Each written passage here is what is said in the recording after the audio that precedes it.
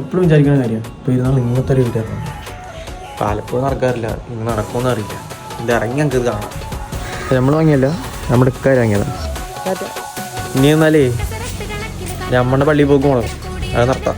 ഞാൻ പോയി കുളിക്കട്ടെ, വേറെക്കെങ്കിലും ഇറങ്ങാനുള്ള. ഇതാണ് നമ്മുടെ പെരുന്നാൾ ഔട്ട്ഫിറ്റ്. അങ്ങനെ നമ്മുടെ കുളിന്നാണ് ഇങ്ങനെ മറന്ന് മാച്ചാൻ ഇതൊക്കെ ഇട്ടാലൊരു കോൺഫിഡൻസ് കിട്ടുള്ളൂ.